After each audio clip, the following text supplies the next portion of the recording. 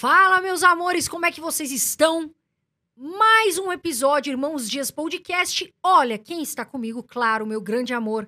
André Dias, como é que você está hoje? Eu estou ótimo e hoje é um podcast muito especial. Nós estamos aqui com, na minha opinião, Carol, a figura pública, o influenciador mais conhecido e que tem o maior entendimento. Desculpem aí os outros influenciadores, mas é minha opinião pessoal, que é o professor Baroni, está aqui com a gente hoje. Ele entende tudo de fundos imobiliários. Então você que gosta de fundos imobiliários, investe em fundos imobiliários, fica aí até o final, porque hoje nós estamos aqui com o cara dos fundos imobiliários. E nós vamos, Carol, tirar várias dúvidas. Vamos falar aqui um papo muito interessante. A gente vai ficar com o Baroni aqui mais ou menos até 5 da manhã, viu, pessoal?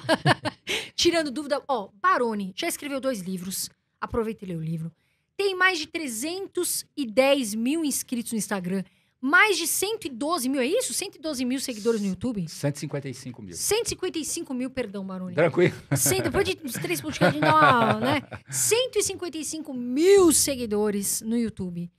Esse é o professor Baroni. Muito obrigada por aceitar o nosso convite. Obrigado. Você sabe que você está falando esses números assim? Me lembrou quando a gente chegou em 50 mil seguidores, que foi o número, que é um número equivalente à quantidade de habitantes na cidade que eu nasci, que é uma cidade do interior de Goiás, chamada Morrinhos, né? E a gente comemorou bastante, né?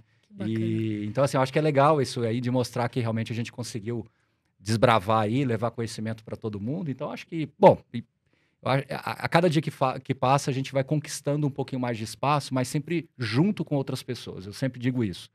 Não só na Suno, mas como no mercado em geral, né? Então, a Suno hoje tem, praticamente 300 colaboradores, nós temos muitas pessoas que também desenvolvem o mercado, né, participam do desenvolvimento do mercado. Então, tem aquele velho ditado, né? Se você quiser ir rápido, vai sozinho, se quiser ir longe, vai acompanhado. Exato. Então, eu fui pelo caminho do acompanhado. Então, vamos devagarzinho e sempre, vamos lá.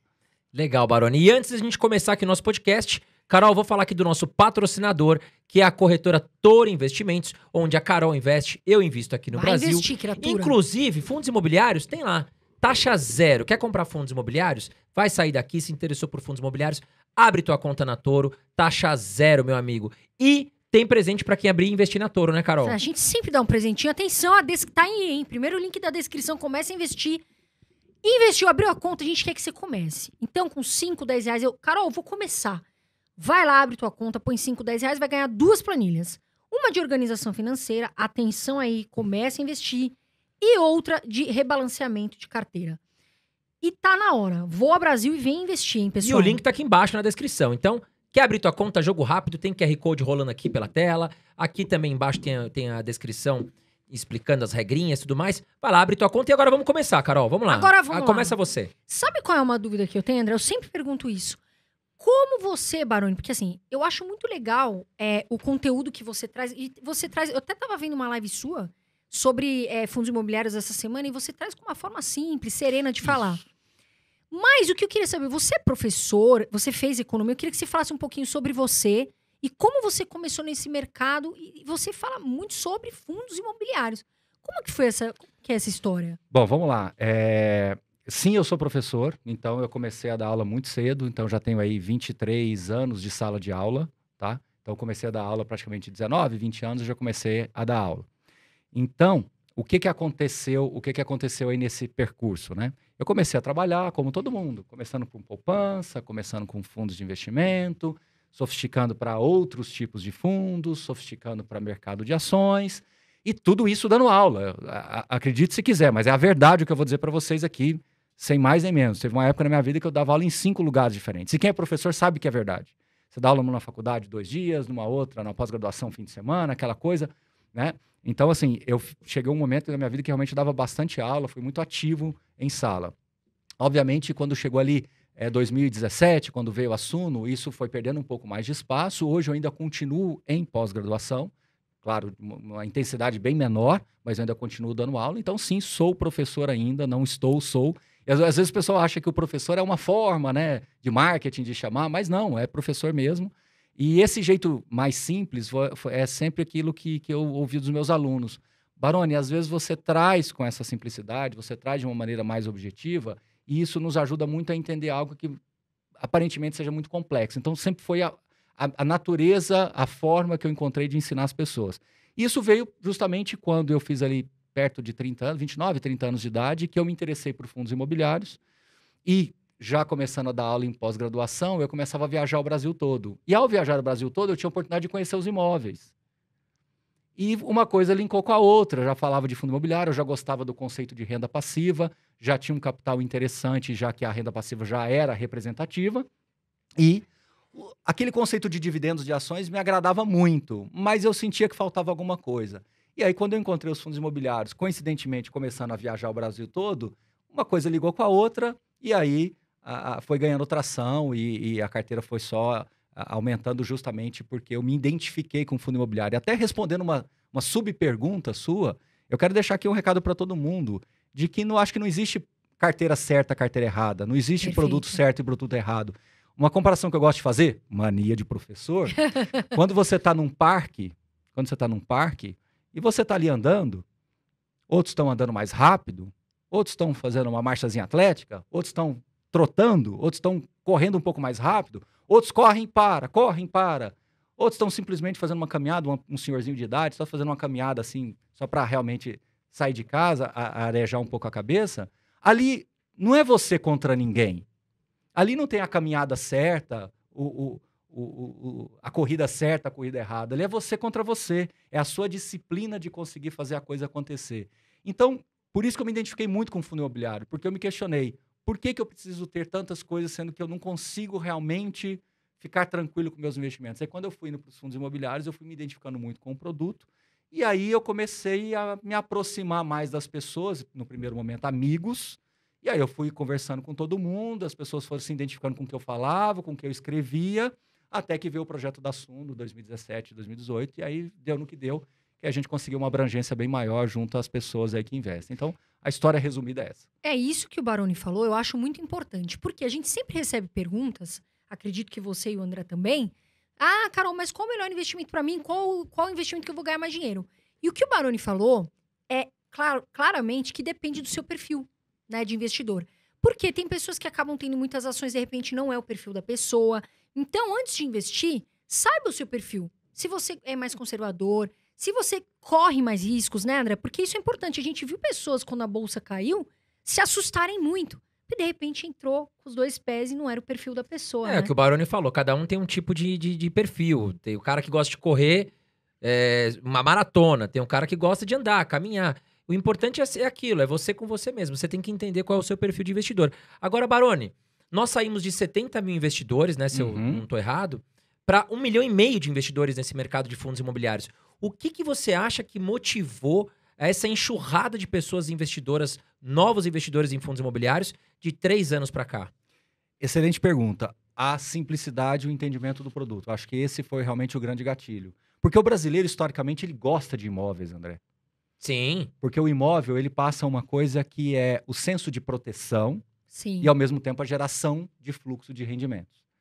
E o fundo imobiliário, ele carrega características assim, muito democrático. Você acabou de falar, né, que a corretora, a Toro, não cobra nada, zero de taxa de corretagem, custódia também deve ser, certamente será zero também. Você tem hoje relatórios gerenciais extremamente interessantes que pode fazer com que o investidor consiga se aproximar ainda mais do produto. Você pode passar na porta, opa, conheço esse shopping, nossa, esse prédio aqui na Paulista, esse prédio aqui na Faria Lima, esse galpão aqui na beira da estrada. Então, ele aproxima, né? O capital fica próximo do investidor. Ele se sente mais parte do negócio. Por isso que a indústria de fundos imobiliários é a indústria mais ativa que existe. Você, na sua introdução, falou da importância que eu tenho no mercado, mas tem várias pessoas também importantes, porque nós temos muitas vozes ativas, diferente de todos os outros mercados. Porque nós somos essencialmente maratonistas. E aí, esse senso de coleguismo fez com que o mercado chegasse onde ele chegou. Então, assim, quando você conversa com as pessoas que produzem conteúdo, outros analistas, outros influencers, enfim, os participantes do mercado, eles são muito próximos, são amigos. Quando a gente se encontra, é muito papo. A gente vai para evento, tivemos um evento aí recentemente, né? E assim, é muito bom porque as pessoas estão engajadas no mesmo propósito, que é sair de 70 mil para 1,5 milhão, é um número que impressiona, mas nós somos 220 milhões de brasileiros.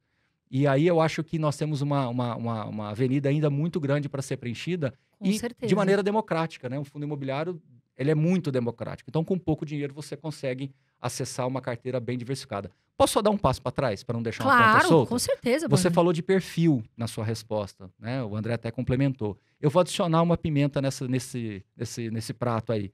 Eu acho que além do perfil, você tem também que respeitar o seu círculo de competências, que é o que realmente você entende. Tá? Então, assim, se eu te convidar agora para vamos investir em soja, em milho, em café, em gado, sei lá, repente não é sua moedas praia, né? virtuais, em casas de veraneio, em flats, se eu começar a abrir demais o leque de possibilidades, porque o mundo tem uma infinidade de placas de energia, então o mundo tem uma infinidade de possibilidades de investimento. Respeite o seu perfil, mas respeite também o seu círculo de competências, que é aquilo que você entende. Por isso que eu puxei o gancho para concluir a sua pergunta. Nós temos 1,5 milhão de brasileiros porque as pessoas gostam de imóveis, elas entendem, elas se sentem mais confortáveis, né? e mais próximas. Isso. Agora, Baroni, você acha que é saudável a pessoa diversificar a carteira, ou seja, ter fundos imobiliários, ações no exterior? Porque, assim, tem muita gente que fala, só vou investir em fundo imobiliário, ou só vou investir em ações. Qual que é a sua opinião sobre isso? Eu acho que, assim, o que manda a lei, né, o que manda o figurino, o que manda o entendimento coletivo é que você tem que ter realmente um nível de diversificação que te deixe bem protegido em diversas classes.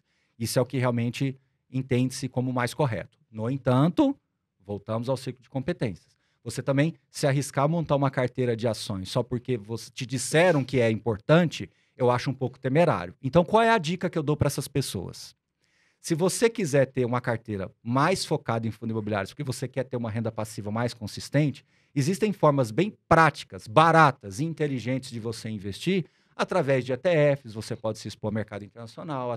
Porque o ETF, por exemplo, ele é uma gestão ativa, né? Sim. Então ele tem não alguém ali cuidando, ele não né? é tão passivo. Não, mas ele não é tão passivo quanto parece. Se você olhar a composição do SP500 hoje, é muito diferente da composição do SP500 de 10, 15 anos atrás e certamente será diferente daqui 10, 15 anos.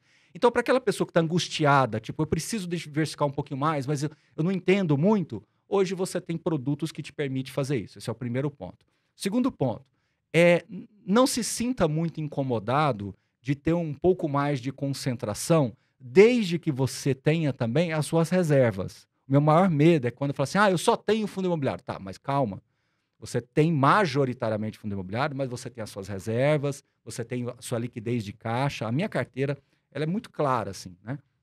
Ela tem o que eu chamo de renda passiva, que é a primeira linha da tabela, que é aquela que está exposta a fundos imobiliários majoritariamente, mas pode ser empresas, não tem problema nenhum. Quem está nos assistindo aí, se tiver uma identificação com ações, não tem problema nenhum. Então, eu gosto de chamar de renda passiva. É a carteira previdenciária, é a carteira de dividendos, de rendimentos. Essa é a renda passiva. Longo prazo, né? Com olhar de longo prazo. Olhar sempre de longo prazo. Essa é aquilo que eu falo que ela não foi feita para ser acessada diretamente. Ela foi feita para ser... para te beneficiar através dos dividendos. Por isso que ela chama renda passiva. Ponto. A segunda linha da minha tabela é o que eu chamo de reservas. Eu sei que as pessoas gostam de rotular. É reserva de emergência, é reserva de oportunidade. Eu chamo de reservas. Reserva é reserva. Quando o seu carro entra na reserva, acende a luzinha lá, ele não fala que você só pode ir para aqui ou para ali. É reserva. Você tem, sei lá, 20, 30 quilômetros para andar, mas é para onde você precisar ir, tá? Então, eu chamo de reserva que eu acho que um número saudável, 10, 15% do seu patrimônio líquido, é um número bom. Eu já pesquisei muito qual que seria um número ótimo, eu não encontrei. Mas um número bom de tudo que eu li, 10, 15% do seu patrimônio, tá bom.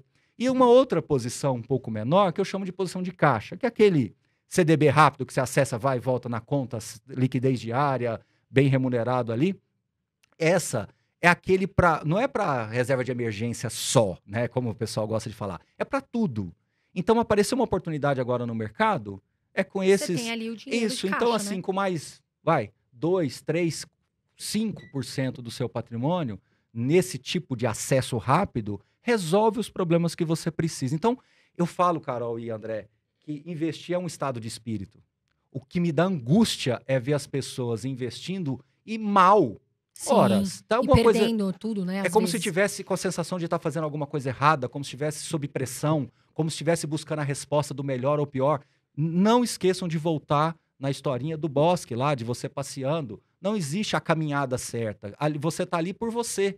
Se para mim aquele ritmo de caminhada é o que me faz bem, que me deixa bem, que me conduz... Segura, É isso. Né? Você não precisa sair correndo atrás do cara que passou correndo por você. Sabe aqueles caras que têm um ritmo de corrida?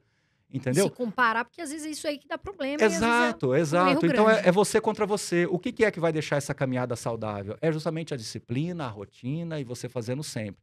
Então a carteira certa, na minha visão, é essa composição: renda passiva, reserva e caixa. Aonde você vai aplicar é dentro do seu perfil que você colocou e do seu ciclo de competências. Aí, se para você renda passiva é mais amplo, tudo bem, tá? Então é uma maneira que eu acho que deve funcionar para a maioria das pessoas. Só para concluir a sua resposta. Eu já conheci pessoas extraordinárias que tudo que você pergunta para elas sobre empresas estrangeiras, elas conseguem responder. Mas, infelizmente, a grande maioria das pessoas que eu já conversei, porque eu sou um professor, e o professor Sim. ele conversa com as pessoas. Muitas das coisas, a resposta está nas pessoas, né? Então, eu já percebi que muitas pessoas são, na verdade, analistas de cotação, eu diria. São entendidos de cotação. Por que você comprou essa empresa? Ah, porque estava barato, o preço era 20, caiu para 10. Estou dando um exemplo aqui hipotético. Ela, na verdade, ela não conhece a essência da empresa. Ela não estudou a essência daquele negócio. Ela não sabe falar 2 minutinhos sobre aquele negócio em si. Então, ela se esconde atrás da diversificação, que é o conceito de pulverização. Diversificação, ela tem que ser seletiva. Quando eu, técnico de futebol, vou levar jogadores para uma seleção, é uma diversificação seletiva, porque senão é um time catado. Sim. Sim. Então, a diversificação seletiva é quando você monta o time de acordo com aquilo que você entende e taticamente monta. Não existe a seleção perfeita. Se nós pegarmos eu não vou saber te dizer, mas os 10 melhores técnicos de futebol do mundo e falar, monte uma seleção mundial. Quem vai ser o goleiro, quem vai ser... Eu tenho certeza que vai ficar diferente. Com certeza, porque cada um tem uma estratégia. Vocês né? dois são irmãos, né? Uhum. A gente tem estratégias diferentes. Sim. Eu duvido naturalmente. que as carteiras de vocês são iguais. Não. São bem Olha. diferentes. Eu sou mais agressivo, a Carol já é um pouco mais... Agora, um qual pouco que é o mais certo, qual que é o conservador. errado? Não existe. Então, perceba, eu estou tentando aqui passar para vocês e transbordar não só de fundo imobiliário de investimentos como um todo, de que investir é um estado de espírito e você tem que tirar essa responsabilidade sua de que você está fazendo a coisa certa ou errada. A coisa certa é investir naquilo que você conhece minimamente. Entendeu? Sim. E o errado é investir naquilo que você não conhece nada. Agora, Baroni, uma das perguntas que a gente mais recebe é o seguinte. O cara tem dúvida. Ele compra uma casa ou ele investe em fundos imobiliários e aí investe em fundos imobiliários, vai morar de aluguel. Você deve receber muito esse tipo de pergunta, né? O que eu faço, Baroni? Eu entro num financiamento, compro meu imóvel, ou eu invisto em fundos imobiliários, ou, por exemplo, eu tenho minha casa própria, porque é meu sonho, mas o restante do dinheiro, eu compro mais casa para alugar ou eu invisto em fundos imobiliários? Como é que você trabalha esse tipo de perfil e perfis, né? Pergunta excelente, vamos lá. Primeira coisa, a decisão não é matemática. Porque se a decisão fosse matemática, estava fácil. Quando você decide comprar uma casa, né, um apartamento para você morar com a sua família ou mesmo sozinho, dependendo do seu estilo de vida, é porque você entende que aquele caminho ele vai te dar um conforto familiar ou individual acima da necessidade de você ter investimento naquele momento. Ok? Então, matematicamente, você você tem que descartar um pouco o lado matemático da história. Você tem que ir para o lado mais filosófico e conceitual do que é comprar um apartamento, que é ter uma casa. Uma estrutura familiar clássica, ela é sempre pautada na segurança. Seja lá qual for a composição familiar, ela é pautada na segurança. Tudo bem? Como ponto de Sim. partida, isso? Sim, com Dependente certeza. da família, do núcleo, segurança é o ponto de partida. O que é segurança para uma pessoa? Esse é o ponto. E aí isso tem que ser decidido em família, dentro desse núcleo E às familiar. vezes é um sonho, ela quer ter E a às vezes casa é um sonho. própria, né? Exato. Então uma envolve coisa mais não que anula a dinheiro. outra. Por isso que não é matemática, Carol. Então uma coisa não anula a outra. Entendeu, André? Então, como uma coisa não anula a outra, vamos para a segunda derivada dessa questão aí. Eu estou analisando do ponto de vista de investimento ou de patrimônio isoladamente? Eu estou fazendo um negócio ou estou querendo resolver uma questão de núcleo familiar? Vamos agora para a terceira derivada. Eu posso ter as duas coisas? Eu posso ter um apartamento, pagar uma prestação que seja, e também, lembra da minha planilha? Que é a renda passiva. Eu ainda consigo fazer renda passiva também comprando cotas de fundo imobiliário e pagando um suposto financiamento? Agora vamos para a quarta derivada. Qual que é a quarta derivada? Eu já tenho patrimônio suficiente para ter uma boa carteira de fundos imobiliários e fico construindo casas, vendendo, construindo para alugar, e de repente aparece um vendedor, eu estou transformando aquilo ali numa minizinha incorporadora, se é que eu posso dizer isso, você tem um negócio ali por detrás, que também está ótimo. Às vezes você é engenheiro, sua família tem lá arquitetos, e você ainda faz negócio com isso. Compra, de repente, mais barato. Tem muita gente que tem Compra experiência, barato. compra mais barato, vende mais caro. Mas aí é a pessoa que tem experiência. O que até eu contei aqui é a questão de, às vezes, a pessoa colocar... E que eu fico muito triste. Teve uma amiga minha esses dias que falou: eu coloquei 100 mil reais para comprar um apartamento e acabei perdendo tudo. Por quê? Foi o que o Baroni falou. Você tem que estar com uma estratégia que te dê tranquilidade, que você possa fazer um financiamento ali para dormir bem. Porque senão você vai acabar comprando, de repente, um apartamento para morar e no meio do caminho dá um problema. E aí, né? Então, isso de comprar, a pessoa também tem que ter um bom planejamento, né, Agora, Baroni? posso dar uma dica assim? Eu não gosto de formulazinha mágica, mas uma dica que as pessoas podem fazer uma conta é: se você tiver hoje um capital e o suposto apartamento que você for comprar, ele representar 30, mais ou menos, 25, 30% do seu patrimônio líquido, ou o que você conseguir pagar por esse apartamento não vai impactar mais do que 20, 25% da sua renda, tudo bem. Não é algo que vai também não vai ser um mau negócio na média, né? É que eu estou avaliando o macro. Então, assim, vai por esse caminho também. Eu acho que tem hora para você. Às vezes eu vejo as pessoas comprando um imóvel muito cedo.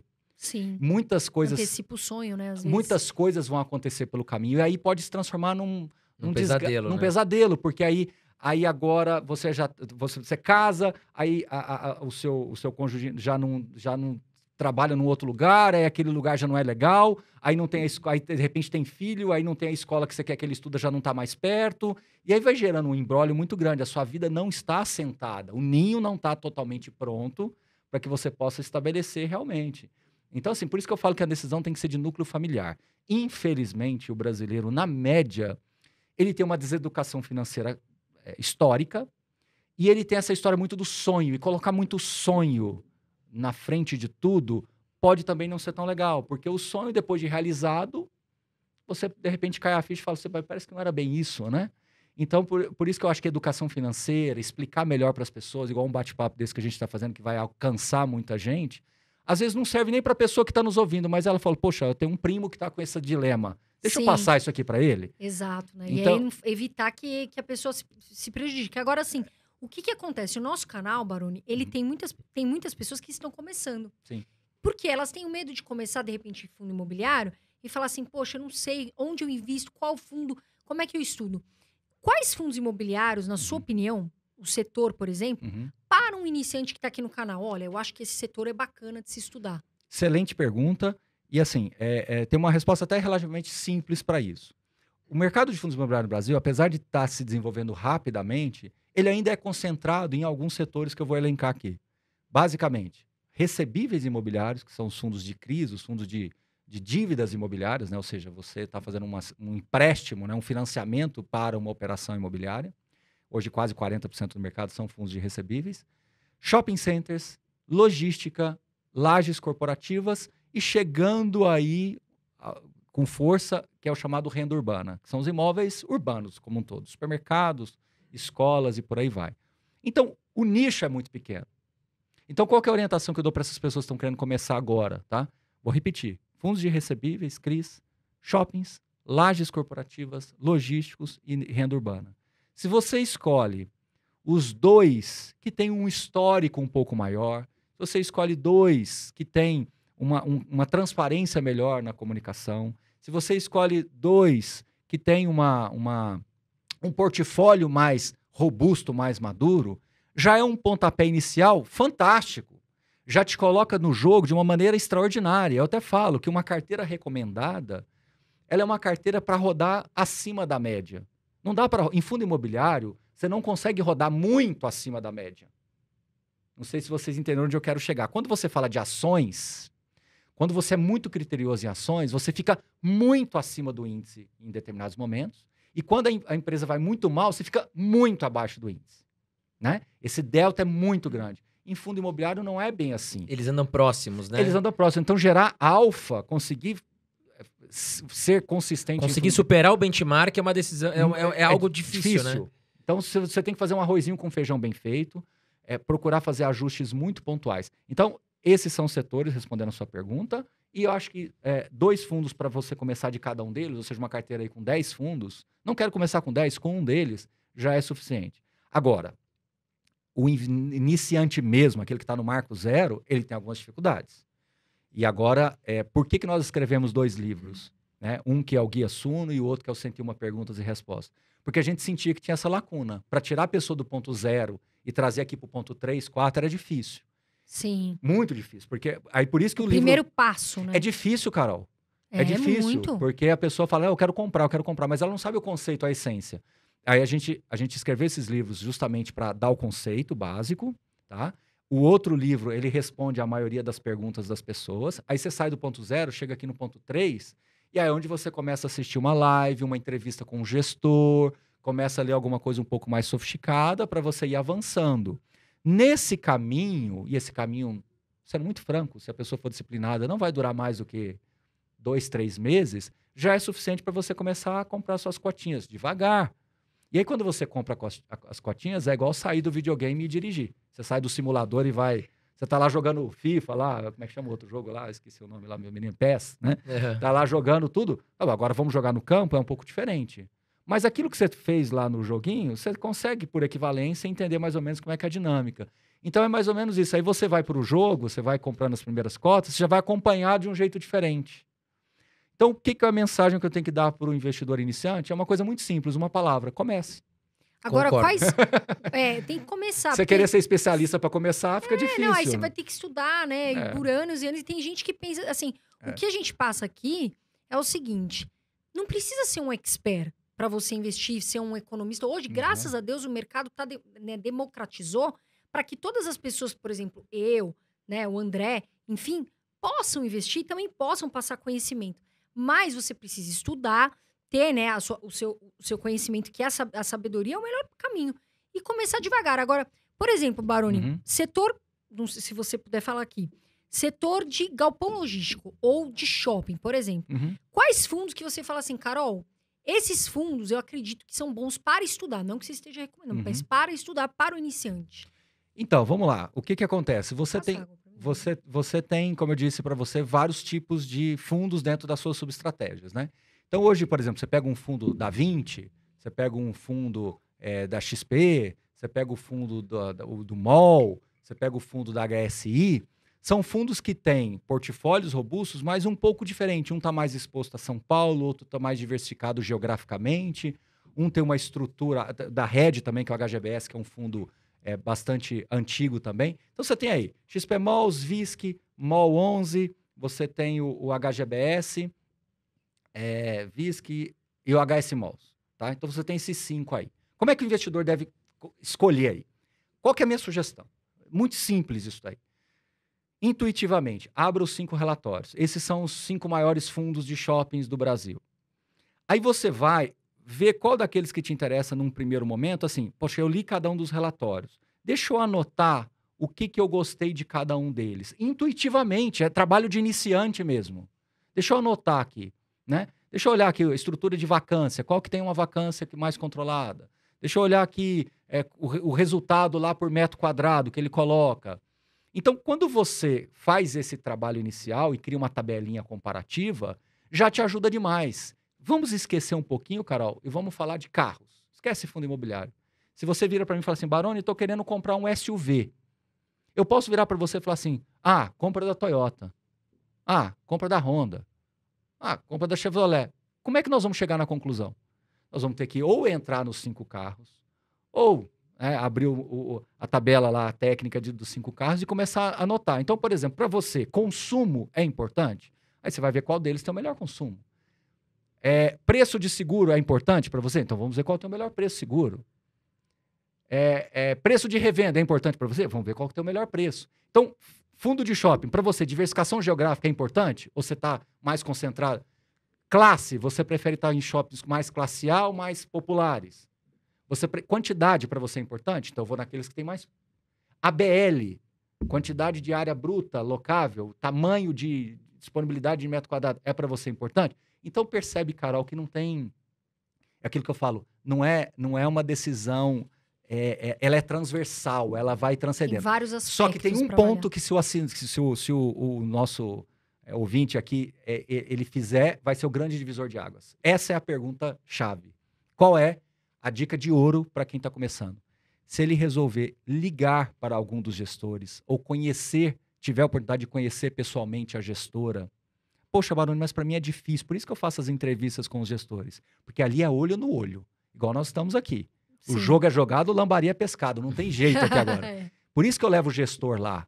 E eu vou entrevistando, vou dando corda, porque ali você está conhecendo a essência dele. Ali você pega ele na mentira, Ali né, pega, Baroni? ali pega. Se tiver uma Ali coisinha pega, escondida... ali você vê quando ele está inseguro, ali você pega quando ele não está muito assim, fiel à estratégia que ele se propõe a fazer.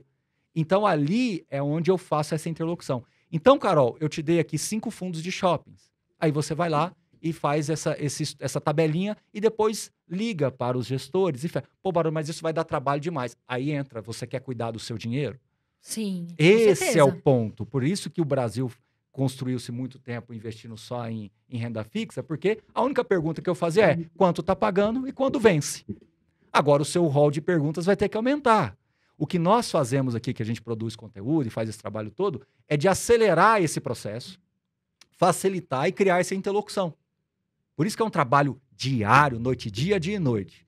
E de logística a mesma coisa, Carol. Você pega lá Bresco, VBI, você pega o fundo da XP também, você pega o HGLG, que é um fundo também que tem um histórico gigantesco, o fundo da própria 20 também tem um histórico gigantesco. Mesma coisa. Quero ter mais diversificação geográfica, quero galpões maior do BTG. Mais também bem localizados, né? Então, em praças mais próximos do centro do centro de São Paulo, por exemplo, onde eu tenho mais atratividade, eu quero mais empresas focadas em e-commerce, porque eu acho que o e-commerce está indo para lá.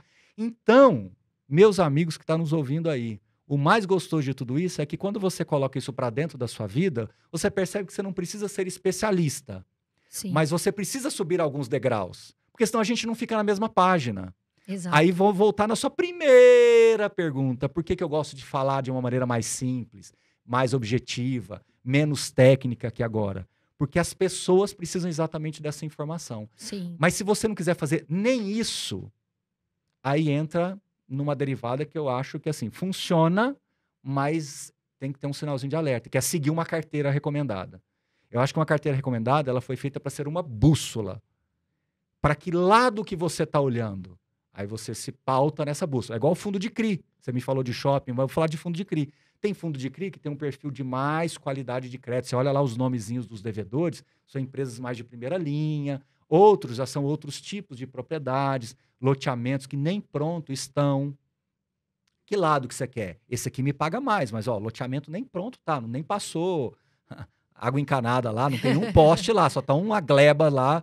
Tem que ver se vai continuar. Agora, esse outro aqui já é um galpão que está locado por uma rede varejista de primeiríssima linha. Então, a garantia é esse fluxo aqui. Mas, Baroni, eu não vou conseguir chegar lá. Consegue. Você não precisa ser especialista. E aí entra todo esse trabalho que a gente faz. De trazer uma interlocução mais simples para que as pessoas consigam investir melhor e com mais, eu diria assim, responsabilidade com o seu próprio capital.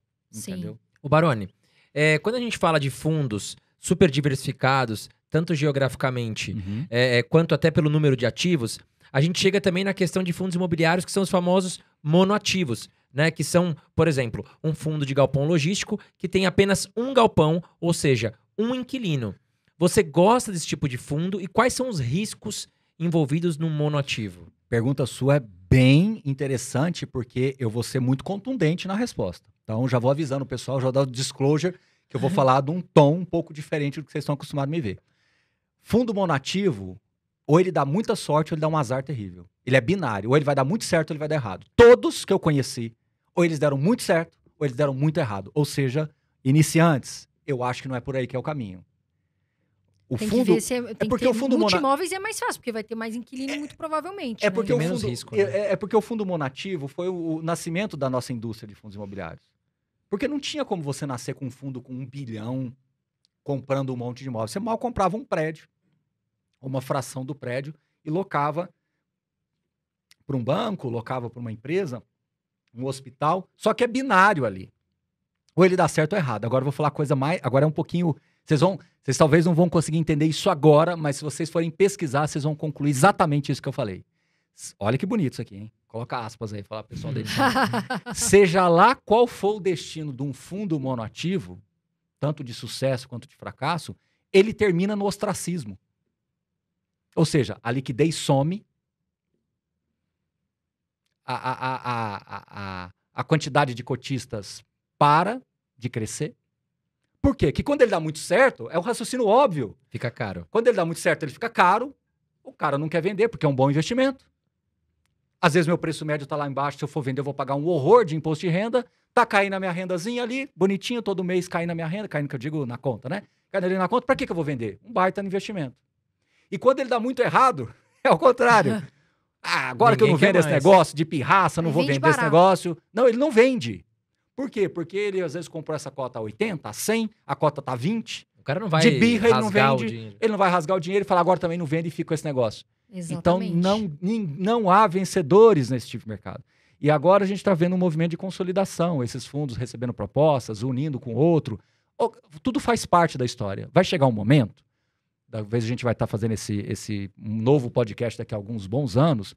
Se o André me perguntar de novo isso, André, a resposta vai ser assim, sabe aquelas microcaps das ações? Sim. Porque tem as small caps e as microcaps. Sim. Soma, né, um pouquinho. Vai ter o microfi. Tá. Vai ter fundo aqui de 15, 20 bilhões de reais e vai ter um fundinho lá de 100 milhões. Que tem lá, nem liquidez tem, lá 3 mil cotistas. Um dos fundos teve muito sucesso no Brasil, o Pátio Higienópolis. Poxa, extraordinário, um case fantástico. Foi um dos primeiros fundos no Brasil. Posso estar enganado, mas de cabeça aqui ele não deve ter 4 mil cotistas, num universo de 1,5 milhão. Por quê? Porque quem tá lá fala, cara, pra mim isso aqui é uma beleza, tá ótimo. Aluguel garantido. Aluguel, eu comprei esse negócio quando tava 200, quando tava 300, hoje a cota tem lá 700, 800 reais, nem sei quanto tá hoje. Mas assim, cara, eu não vou vender porque se eu for pagar 500 reais aqui, vai me dar um ganho de capital de 100 reais por cota. Vai pagar um baita imposto. Vai pagar um negócio maluco aqui, eu não vou fazer isso. Então, deixa quieto aí. A liquidez some, você não consegue trocar posição, nem para um lado nem para o outro. Agora, falando em liquidez, um fundo que me perguntam muito é o MXRF11. Esse daí. Porque a gente sabe que a cota é mais acessível, então todo mundo pergunta do MXRF11. Você acha que ele é um bom fundo? Então vamos lá. Primeira questão, né? Cuidado com essa história de que fundo de 10 reais é bom porque é barato. Tanto que outros gestores começaram a fazer isso e eu acho que pode passar um entendimento errado para o mercado. Faz parte do processo. Eu vi isso saindo de 1.000 e vindo para 100, tá? Eu tô ficando meio velhinho já tô usando óculos para perto, então é o sinal, sabe? Então, assim, eu vi quando aconteceu do 1.000 para o 100, muita gente chiou, falou, agora vai todo mundo querer entrar, isso, aquilo. Ok, democratiza, tá perfeito. Agora veio para 10. O mercado americano, não sei se vocês sabem, mas as corretoras lá, algumas várias, você compra a fração da fração, né? Você compra, eu quero comprar 515 reais. Aí ele divide numa fração tão pequenininha, então eu tenho hoje 12,726932 da cota. Sabe aquela fração da fração? Pode ser que a gente evolua para isso. Tudo bem. Então vamos lá, Carol. MXRF. É um fundo de 10 reais. Isso não quer dizer que ele é bom por causa disso. Primeira coisa. E como ele é um fundo que está na plataforma, assim, na gestão da XP, que é uma corretora muito popular, as pessoas que são clientes da corretora, acabaram usando esse fundo com esse conceito de fundo caixa, né? Ou seja, o dinheiro acaba, eu vou lá e compro umas cotinhas, aquela coisa toda.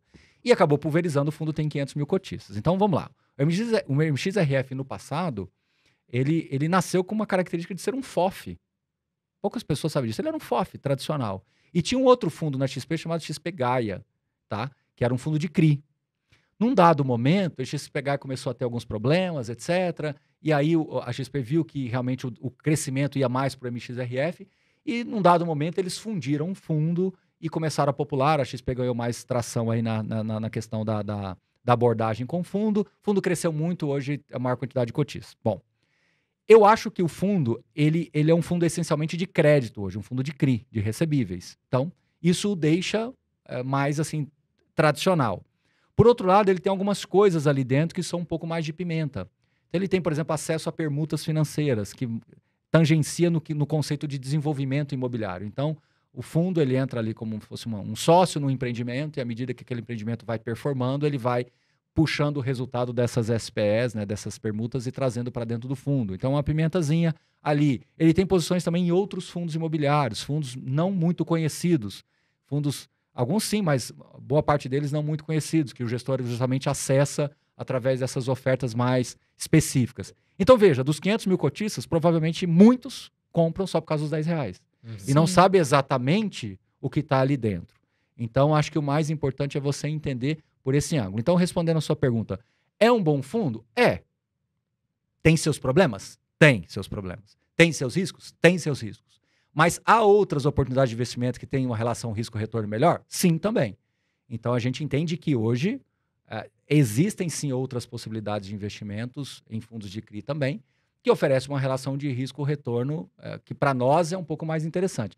Mas, eu falo, é o que é, né? É o que é. Você tem que entender que cada produto carrega as suas características. O que é mais importante é você entender o que está por detrás dele. Eu acho que ele tem algumas questões ali que precisam ser resolvidas. Eu acho que a gente deve falar disso daqui a pouco também. Mas eu acho que a ideia é que a pessoa entenda. Eu acho que a grande mensagem é que não compre só porque custa R$10. E esse foi o tom de muitas pessoas que eu vi. Tá? Eu compro porque é barato, custa é o barato é relativo, porque você tem que fazer uma analogia do que está ali dentro, do que ele está gerando de caixa ali dentro e o que você espera de retorno dele. Então, assim, a gente tem que saber ponderar isso. Então, o barato não é... Eu posso comprar uma coisa que é R$1, mas que seja cara. Exatamente. Não quer dizer que o fundo, por custar R$10, que ele está barato. A cota é barata, mas talvez ele esteja nominalmente. Caro. Nominalmente. Você vai ter R$10, é fácil de comprar, mas às vezes ele está caro. Agora, Baroni, falando um pouco sobre os FOFs, né? Que são os fundos de fundos. Você acha que é um bom investimento e ele é mais indicado, caso seja um bom investimento, na sua opinião, para iniciante ou para todos os perfis? Não, vamos começar de trás para frente. O FOF pode ser usado para vários perfis, tá? Eu só tenho uma crítica que eu sempre faço, às vezes, dos FOFs, é que eles tendem a entregar um resultado muito bom quando o mercado está bom e um resultado muito ruim quando o mercado está ruim. Então, assim, para aquela pessoa que quer usar... Sabe a história do ETF que eu falei lá atrás? Sim. Vamos inverter o jogo agora. A pessoa quer ter alguma exposição em fundo imobiliário, mas não quer ter esse trabalho de ter uma carteira mais diversificada, estar mais próximo do mercado. A porta de entrada pelo FOF pode ser interessante, sim. Porém, você tem que estar ciente de que um FOF ele não é um fundo multimercado que consegue fazer aqueles movimentos clássicos de mercado acionário, de você ter muito mandato para ser muito livre. Ele é um produto um pouco mais limitado. Então, a sugestão que eu dou tem vários FOFs hoje no mercado. Se você optar por esse caminho, você tem que estar muito alinhado com a cabeça do gestor. Então, aquele gestor que gira menos a carteira, que tem um pouco mais de estratégia na hora da alocação, de ter um pouco mais de clareza na hora de pontuar as suas decisões de investimento, é o que me agrada mais. Aquele que depende de muito ganho de capital, ou seja, ele precisa vender muito para conseguir entregar um rendimento razoável, esse me causa um pouco mais de preocupação. Por quê? Porque quando o mercado está ruim, ele não pode vender. Não é que ele não pode. Ele não deveria vender, porque ao vender ele realiza um prejuízo. E esse prejuízo vai impactar muito os dividendos, então ele fica mais de pés e mãos atadas. Então, eu gosto daquele FOF mais tradicional, que tem uma renda recorrente maior e uma renda não recorrente, que é de ganho de capital, menor. Ou seja, ele depende menos das oscilações do mercado. Ele tem uma carteira que já tem uma geração de renda maior. Tá? Quais FOFs que você acha, Baroni, que são interessantes para estudar? Então, você tem hoje o BCFF, que é muito conhecido, você tem o HFOF da Red, que também é muito conhecido, você tem o da MOG, no MGFF, que também é muito demandado, você tem da RBR, que também tem... O da RBR ele tem uma característica até um pouco diferente dos outros, ele tem até no nome dele multi-estratégia. Então, ele realmente transita um pouquinho mais em outras estratégias de investimento. E você tem fundos menores que dão retornos até maiores. Por fato deles serem menores, eles giram muito o capital, né? E aí conseguem produzir resultados mais altos, né? A Suno até recentemente criou também o SNFF. A Suno criou também um fundo que o pessoal perguntou muito, que é o Kizu, né? Que é um fundo que ele se espelha no Suno 30, que é um índice. Então, a Banco Inter também tem fundos de FOFs com características de seguir também índice. Então, eles se sofisticaram muito. Então, poxa, assim, tem vários jeitos de você encontrar as alternativas. O que eu posso te dizer, Carol, é que todas as gestoras hoje praticamente têm fundos de fundos. Isso é bom, porque cada um tem a sua bandeira, mas é que para o investidor do lado de lá, ele fala, bom, como é que eu vou decidir isso? É um problema. Agora, eu vou jogar um balde de água fria em todo mundo aqui, tá?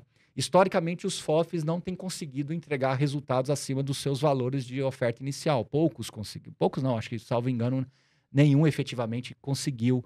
Por quê? Porque ele tem um lado perverso aí. Ele, às vezes, é obrigado a vender coisa boa e carregar coisas, eu não vou dizer ruins, mas não tão boas. Ou que talvez precisariam de um estágio de maturidade, de maturação mais longo. É perverso a decisão de estratégia de investimentos, porque ele não tem aquela flexibilidade que um fundo multimercado tem. O FOF ele tem uma característica muito própria. Então, eu diria que, de novo, o FOF ele não deveria ser um investimento central das pessoas. Ele deveria ser um investimento buscando alfa. Por exemplo, só para concluir, o valor patrimonial de um FOF é 90, é 100, seja lá. E ele está negociando com 15% de desconto. Para aquele investidor que tem um perfil mais arrojado, inclusive essa é a orientação que nós damos para os nossos assinantes. A gente não tem formalmente FOFs na carteira, mas a gente dá esse call para as pessoas. Se você tem um perfil mais arrojado e quer tirar ou buscar um resultado adicional, é onde os FOFs se tornam mais interessantes, que você compra ele com uma dupla camada de desconto. Ele está com desconto e o que ele comprou também está com desconto. Tudo bem. Então esteja ciente disso, com um perfil mais oportunístico. Então, respondendo, batendo no liquidificador e dando a volta, o FOF, na minha visão, ele deve ser enxergado mais com um viés oportunístico. Eu me exponho ao FOF no momento que o mercado está mais favorável para eu tomar aquela posição. Eu vi muita gente comprando FOF com ágil, e aí é o pior dos mundos, porque aí você pagou mais, né, do que ele... Porque o valor patrimonial do FOF é o mais fidedigno possível. Tanto que as gestoras agora começaram a divulgar diariamente. Porque é com base no fechamento da posição que ele tem. Sim. Então não justifica você pagar ágil. Por outro lado, não justifica também ele negociar com tamanho de desconto. Uhum. Então teve momentos que teve um FOF negociando com 20%, 25% de desconto, em alguns casos. Aí nesse lado, para quem tem viés oportunístico, para quem tem um viés um pouco mais arrojado, pode fazer sentido. Respondi sua pergunta de volta, mas respondi, né? Sim, entendi. Agora, Claro. professor, muitas pessoas perguntam assim, o que fica difícil, muitos Sim. iniciantes, ou até mesmo intermediários, eles não sabem exatamente o que é fundo de papel. Aham. Então, eles se perguntam, o que é fundo de papel? E qual é a sua sugestão, Uhum. assim, quais são os fundos de papel que você acha interessante?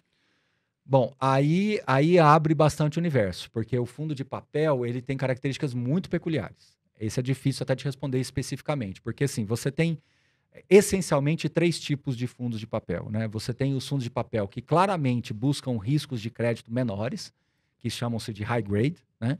Você tem claramente aqueles que expõem-se muito mais a risco, que são ativos não performados, que é o mais high yield, né? Que é, a gente chama high yield, mas eu gosto mais de high risk mesmo, ou seja, é mais alto risco, porque você está emprestando o dinheiro para... Eu estou falando emprestando para ser mais simplista, tá? Emprestando dinheiro para alguém terminar uma obra, por exemplo. E o fluxo do pagamento dessa dívida para você que emprestou vai depender, por exemplo, da velocidade de vendas ou do volume de vendas que você tem naquele empreendimento. Então, é um risco muito mais alto. E você tem o middle aqui, risk, que ele fica pulando entre as operações e mais do que isso. Ele brinca de vez em quando de querer ser FOFs. Ele ainda compra também outros fundos de CRI e fica fazendo mudanças na carteira dos próprios CRIs propriamente dito. Então, veja como é quase impossível te responder. Porque você tem para todos os gostos. Agora, Tem o VRTA 11, que é... o VRTA hoje o VRTA 11 ele está do middle indo para o high grade. Ele era Sim. mais middle, claramente, indo para high risk. Depois das últimas emissões, ele ficou mais high grade. Então, as operações hoje lá são mais baixo risco, né? Tem vários fundos, né? Fundo da Mauá, por exemplo, também com essa característica mais high grade. Os fundos do Quineia, também com a característica mais high grade, né? Aí você vai para o high yield, né? Aí tem vários, né?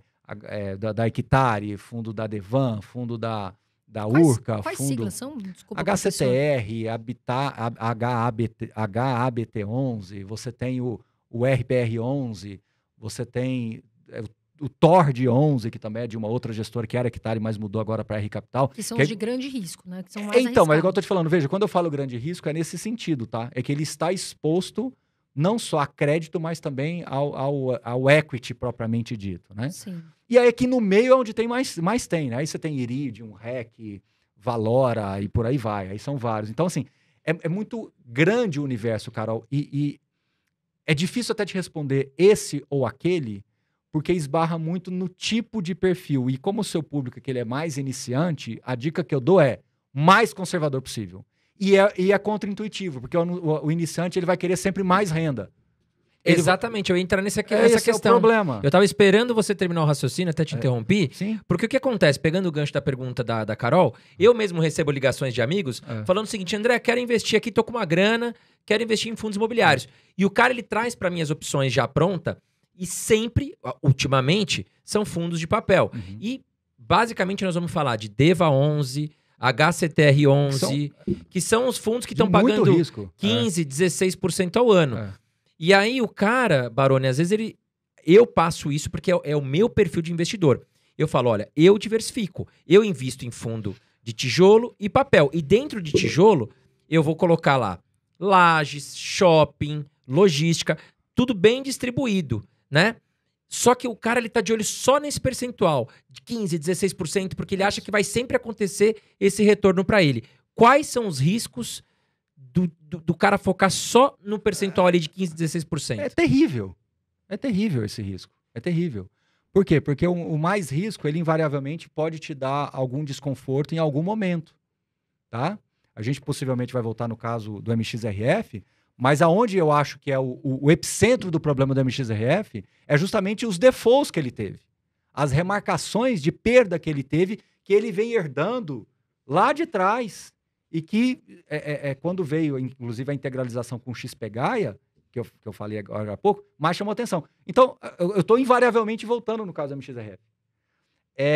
Quando nós investimos só pelo yield, você está tomando uma decisão de investimento com base em um critério. É perigosíssimo em todos os aspectos. Eu vou comprar essa roupa. Ela é cara, ela é boa? Não necessariamente. Ela é barata, ela é ruim? Não necessariamente. Eu vou... enfim, eu vou comprar esse carro, ele é bonito, ele é bom, sabe? Então, quando você compra vou comprar um fundo imobiliário, o yield alto, então ele é bom. Não é isso. Eu posso ter realmente fundos com excelente qualidade que estejam com yields mais altos. E o inverso. Fundos ruins que estão com yield bom. Então, assim, o que eu quero deixar bem claro para todo mundo, e aí, Carol, segurando aqui um pouquinho, indo lá para Carol, o investidor iniciante, a gente tem que ter muito cuidado com ele. Eu falo muito isso. Investidor iniciante, às vezes você tem que dar um choque nele. Tem que dar um choque nele, entendeu? Justamente porque quando ele entra em sites e tem uns botõezinhos mágicos lá que pesquisa por ordem de tamanho, por ordem de não sei o que, quantidade de cotistas, ele invariavelmente vai no que está pagando mais. Sim. É intuitivo também, ele fazer isso, entendeu? Porque é aquela tal história, né? Fala para mim um corredor famosíssimo aí. O Bolt. Usain Bolt. Agora me fala um grande maratonista. Ninguém lembra, assim. Entendeu? Exatamente. Então, assim, as pessoas querem justamente essa aceleração e é perigoso. E, às vezes, você tem uma alta performance em um determinado fundo, mas é o Usain Bolt. Ele chega uma hora que ele aposenta mais rápido. Enquanto isso, o maratonista vai estar correndo 40 km, até velhinho ele vai estar correndo lá. Então, você tem que colocar na cabeça do iniciante que ele é um maratonista. Ele não pode querer essas acelerações. Agora, pimenta na carteira, não tem problema. Vamos esquecer fundo imobiliário. Um prato de comida. Você não pode colocar muita pimenta, muito sal, muito tempero. Você desfigura até o sabor da comida. Bem colocado. Fundo imobiliário ou outros investimentos em geral, a mesma coisa. Esses fundos mais apimentados, eles não são proibidos.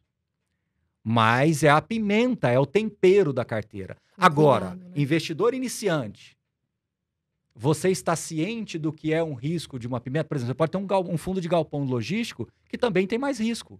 Tem fundos de galpões logísticos, por exemplo, que são galpões industriais, que têm empresas com perfil de crédito mais baixo, que estão pagando mais. É diferente de ter uma empresa de primeiríssima linha, num galpão, no raio 15 de São Paulo. Sim. Só que o cara vai onde? No que está pagando mais. Então... E às vezes é só um momento que aquele fundo está sofrendo ali, mas depois ele vai continuar sendo um bom fundo. Então, por isso que eu falo que você tem que olhar a composição, entendeu? E aí, André, a única dica que eu dou para todo mundo, seja o iniciante e o mais profissional de todos, é revisar a carteira de 6 em 6 meses.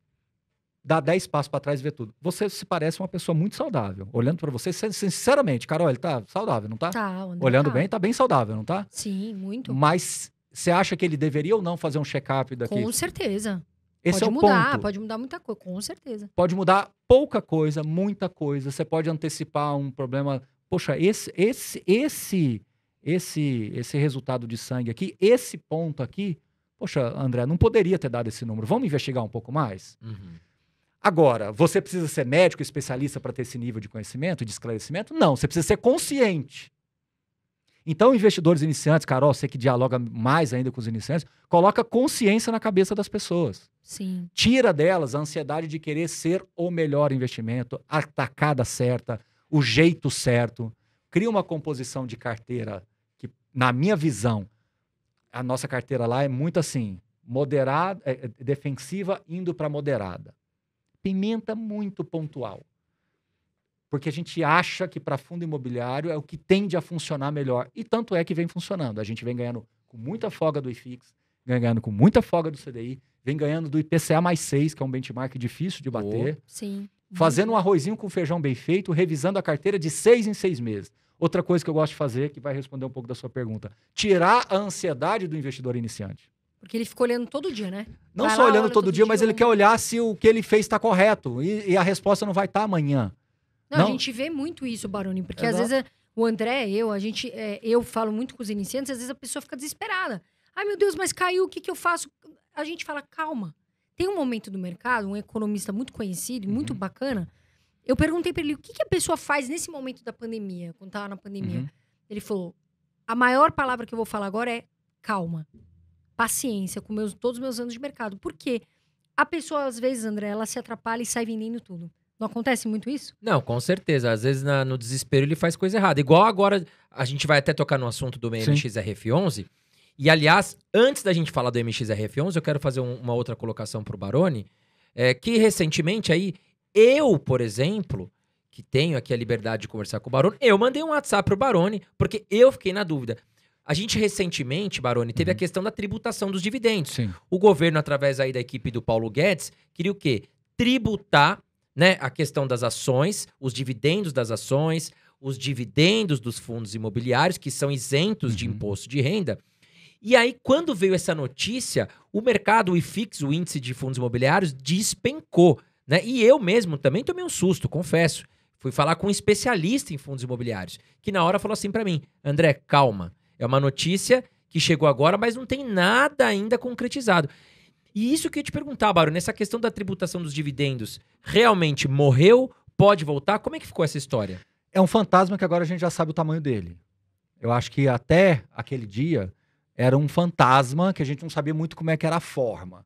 A gente hoje já sabe um pouco mais a forma dele. Então o que eu tenho para te dizer hoje, que eu acho que é uma notícia bem positiva. Não morreu, dificilmente morrerá. Só que agora nós temos o Fiagro na jogada. Isso para mim foi a grande tacada de tudo. Eles colocaram toda essa isenção do Fiagro também dentro do mesmo arcabouço jurídico da isenção do fundo imobiliário. Então agora derrubar a isenção de um fundo imobiliário também derrubaria por tabela o Fiagro. E historicamente no Brasil, a bancada agro sempre foi muito forte. E não sei se vocês estão acompanhando o tanto Tá de... muito forte agora Exato. para 2022. Né? Então eu não quero dar esperança para ninguém, tipo assim, esquece, isso nunca vai ter. Mas eu acho que hoje o fantasma já não é mais feio. Entendeu? Hoje ele já é o Gasparzinho. Continua sendo um fantasma, mas é um fantasma menos assustador. Antes era aquele que você arrepia, sabe? Só de pensar se arrepia. Não, quando caiu 7%, você fala, meu Deus, o que é agora? Pra onde que vai, né? Agora eu já acho que já é um Gasparzinho, entendeu? Então não sei Aliviou, porque lá dentro, o que a equipe do Paulo Guedes falou? Opa, nós vamos mexer com muita gente aqui, acho que não vai ser... Não, eu acho assim, o Paulo Guedes citou nominalmente fundo imobiliário, assim, numa live que ele fez, não me recordo com quem, mas ele citou nominalmente. E ele usou um termo da gangorra, né?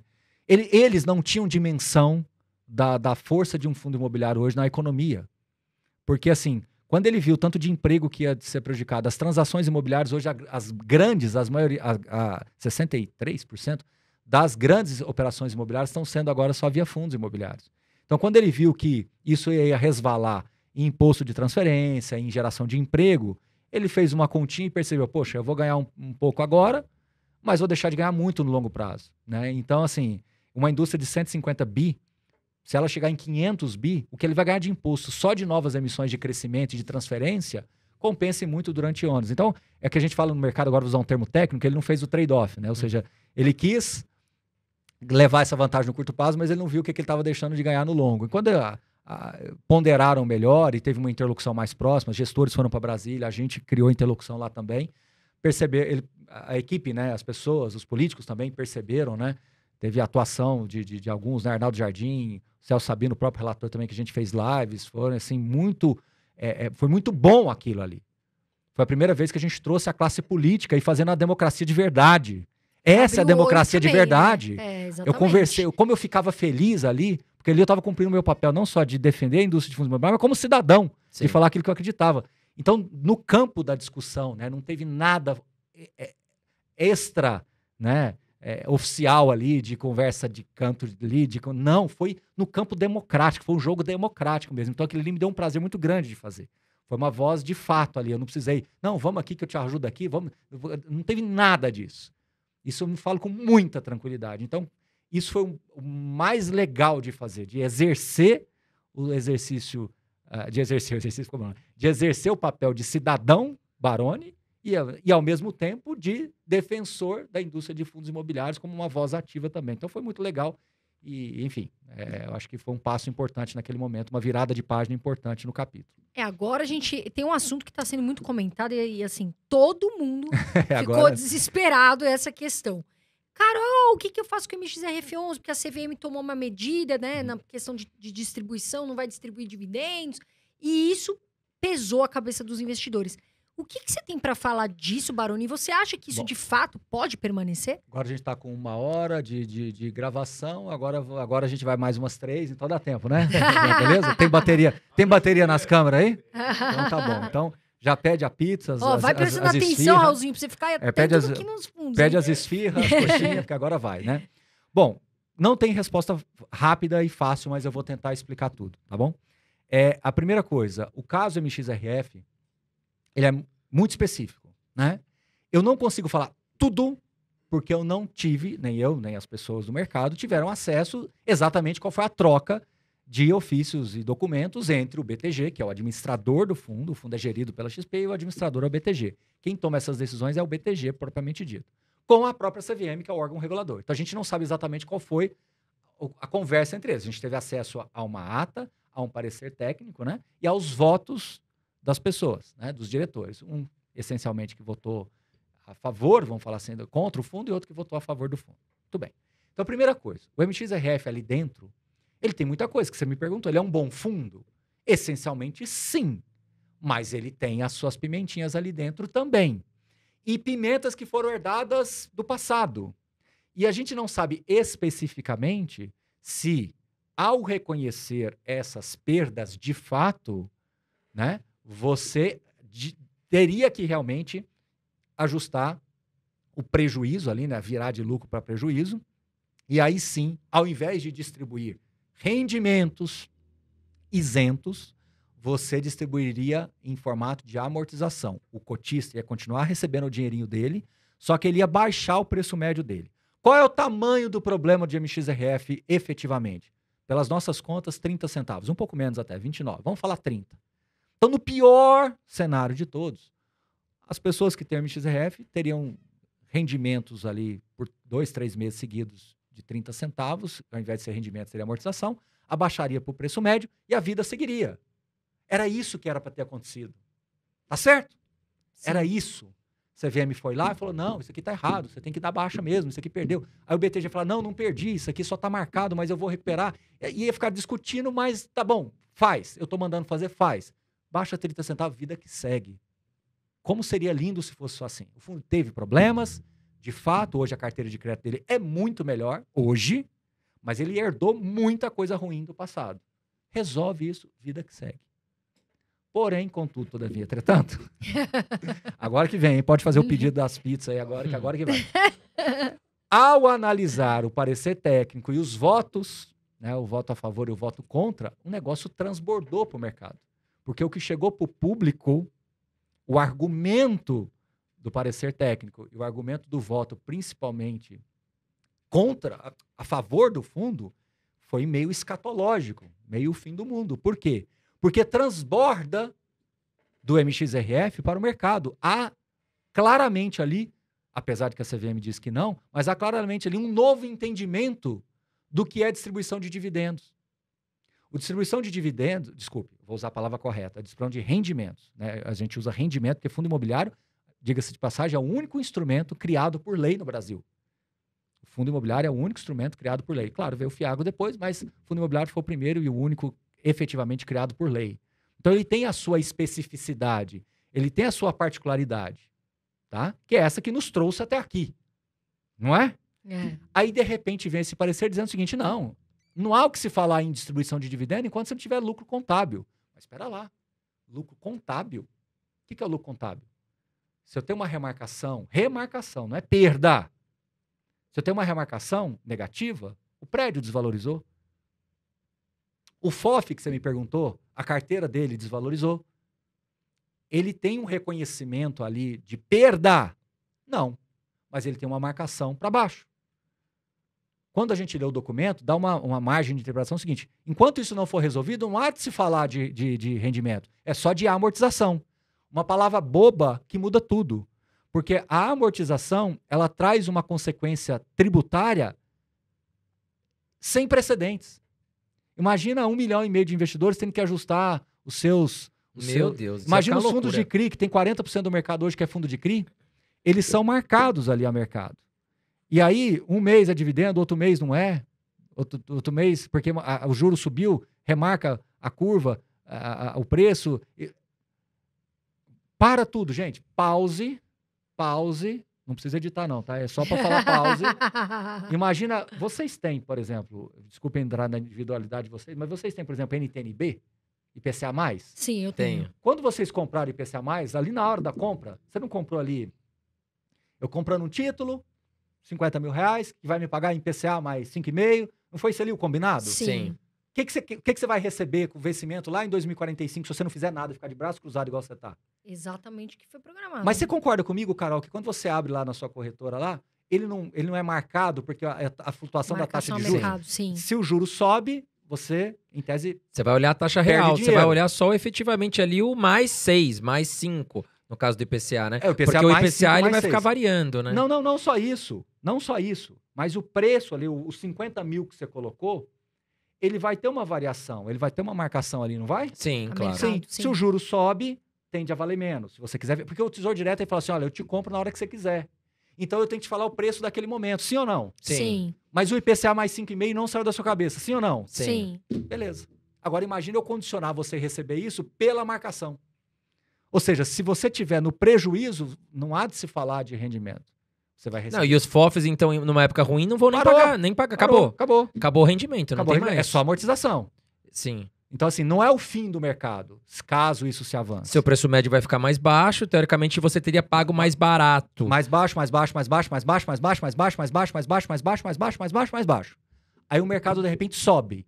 Se você for vender, como ele, seu preço médio Você tá vai pagar embaixo, uma paulada de uma paulada imposto. de imposto de renda. Ou seja, você tem uma consequência tributária gravíssima. Que para muitos iniciantes acaba nem valendo a pena. Não vou longe. Os administradores não têm sistema para controlar isso. O sistema dos administradores não pensou nessa possibilidade, porque não era o entendimento. Sim. Aí, a má notícia. Isso transborda para o mercado, gera um... Eu não vou dizer pânico, a palavra não é nem pânico, eu nem sei qual é a palavra. Gerou uma... Eu vi profissionais de altíssimo gabarito mudar de opinião em 24 horas, assim, ó, 2, 3 vezes. A gente começou a conversar, eu fiz 70 ligações em 24 horas num determinado dia. Nossa. Ficamos, todo mundo tentando entender as consequências do entendimento de tudo isso. É muito grande, né, E Baroni? quando você lê, e a responsabilidade é muito grande, porque o público está te esperando o que você vai falar. E quando você lê o voto da pessoa, do diretor que defendeu, ele fala, não sou eu que estou falando, ele fala, olha, isso daqui vai ter uma consequência gravíssima. Não foi exatamente essa palavra, ele fala assim, olha, inclusive do universo que nós pesquisamos aqui, de 47 fundos, 16 teriam problemas, etc, etc. Então isso traria um novo entendimento, etc, etc, etc. Aí você lê um diretor da autarquia se posicionando dessa forma, dá um frio na espinha, né? Porque você não sabe o que eles conversaram. Você vê uma ata e o voto declarado. Mas como é que foi ali o debate de tudo isso? Então, se ele afirma aquilo, é porque o debate foi nessa linha. E aí você tem um novo entendimento. Então, aquele prédio que veio aqui, tipo aquele Tower Bridge Office lá, que foi muito famoso ali na Ponte Estaiada, aqui em São Paulo, né? ele veio a 1 bilhão. Evidentemente era caro. A gente estudou na época e falamos que era caro. Não existia Suno nessa época, mas era em 2012 isso aí, 2013. O prédio só teve remarcação, chegou a valer, eu acho que 650 milhões, teve remarcações negativas. E 10 anos ficou distribuindo rendimentos. Não poderia, teria sido amortização. Lucro, ele estaria com um prejuízo contábil gigantesco. Há anos. Até ele pagar, até ele cobrir isso daí, ele não ia pagar anos. Agora, qual que é a grande boa notícia de tudo isso? Eu não sei quando é que vai entrar no ar aqui o podcast, mas aí depois de alguns dias, quase 4, 5 dias, né, a CVM acatou um efeito suspensivo, o que foi ótimo, em regime de urgência, porque ela viu que virou os veículos de imprensa, eu dava 2, 3 entrevistas, dou, né, porque eu ainda tô na... Panicou o mercado geral, né? Não só panicou, mas ele gerou uma disfuncionalidade, que é pior que panicar, achei a palavra.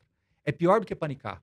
Porque o panicar é esse susto, bum, você age no ímpeto. A disfuncionalidade é o que eu faço. É a mesma coisa que você está num painel do avião, você tem um problema ali, de fato, você atua no problema. A disfuncionalidade é o painel não responde mais, o que você imaginava. E aí você não sabe, poxa, como é que eu piloto isso aqui agora? Então você criou uma disfuncionalidade, uma potencial disfuncionalidade muito grande no mercado, né? E aí as pessoas transbordaram do MXRF para o mercado. Então tinha gente que ficava ainda insistindo em falar só de MXRF, falava, gente, o problema do MXRF é os 30 centavos. Se for esse, resolve-se, a vida segue. Mas não é esse mais o problema. Vai transbordar para vários que tem um case parecido com o MXRF, né? Vários fundos de CRI. Então. E aí hoje o mercado é 38% de fundo de CRI.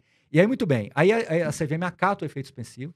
E, de novo, eu não sei quando é que isso aqui vai pro ar, mas aí agora o BTG, como administrador, tem até ali, eu acho que 15 dias para solicitar essa reconsideração com alguns elementos, com alguns recursos ali que são colocados na pauta, né? Para ser reconsiderado ou não. Mas a boa notícia que eu quero dar para vocês, aquele fio da esperança, é que o comunicado da CVM, da decisão do colegiado lá e dos diretores de acatar o efeito suspensivo, é que eles falam que tem lacuna. Graças a Deus, eles enxergaram isso tudo.